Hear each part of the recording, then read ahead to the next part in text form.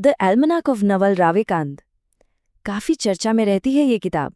अगर इसे पढ़ने का प्लान बन रहा है तो चलिए एक पॉपुलर रिव्यू के जरिए देखते हैं कि क्या ये सच में वैसी है जैसा कहा जाता है। अक्सर लोग वेल्थ और हैप्पीनेस यानी कि धन और खुशी के बारे में अपनी सोच को बेहतर बनाने के तरीके ढूंढते रहते हैं और इसी सफ़र में नवल रविकांत की इस किताब का जिक्र ज़रूर आता है। ये एक गाइड के तौर पर काफ़ी मशहूर है। लेकिन मार्केट में इतनी सारी किताबें हैं तो सवाल ये उठता है, क्या ये इस यात्रा के लिए सही गाइड है? देखिए, यहाँ हम किताब को जज करने नहीं बैठे हैं। हमारा मकसद बस एक डिटेल रिव्यू को समझना है ताकि ये फैसला लेने में आसानी हो कि इस किताब पर टाइम इन्वेस्ट करना सही रहेगा या नहीं। ठीक है, तो सबसे पहले आखिर ये किताब है किस बारे में? इसे ठीक से समझने के लिए ज़रूरी है कि पहले इसके कोर आइडियाज़ को जान ले, जैसा कि रिव्यू में बताया गया है। तो सबसे पहला और बड़ा आइडिया जो ये किताब पेश करती है वो है पैसा कमाने और असली दौलत यानी ट्रू वेल्थ बनाने के बीच का एक बहुत ज़रूरी फ़र्क। और देखिए, इस किताब का जो मेन फाइनेंशियल आइडिया है वो इस एक लाइन में पूरा समा जाता है। कहते हैं, धन की तलाश करें, पैसे या हैसियत की नहीं। धन का मतलब है ऐसी संपत्ति होना जो आपके सोते समय भी कमाती रहे।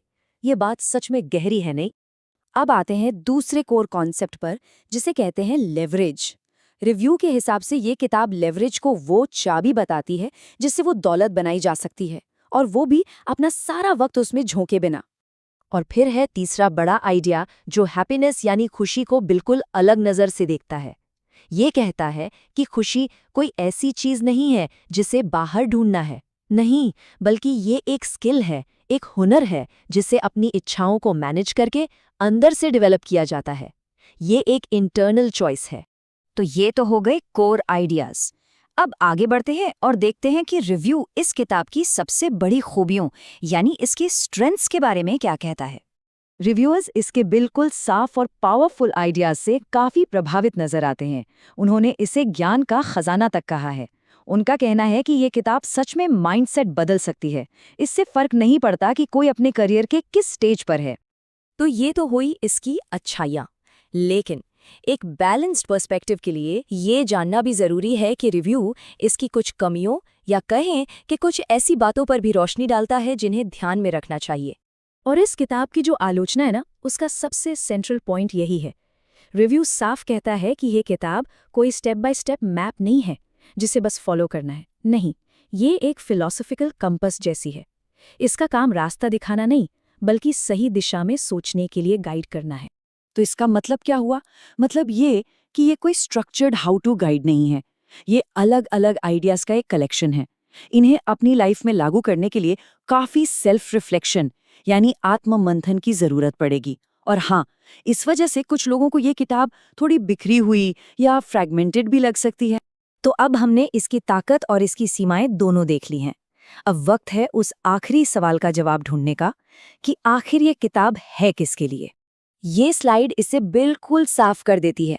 ये किताब उन लोगों के लिए है जो वेल्थ के बारे में अपनी सोच को चैलेंज करना चाहते हैं और बड़े फिलॉसफिकल आइडियाज पर मंथन करना पसंद करते हैं। लेकिन अगर कोई ऐसी किताब ढूंढ रहा है जो एक concrete step by step business plan दे, तो शायद ये उनके लिए सही चॉइस ना हो।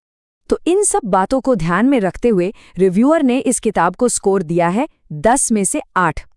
ये स्कोर इस बात को हाईलाइट करता है कि ये किताब सोच बदलने में कितनी असरदार है।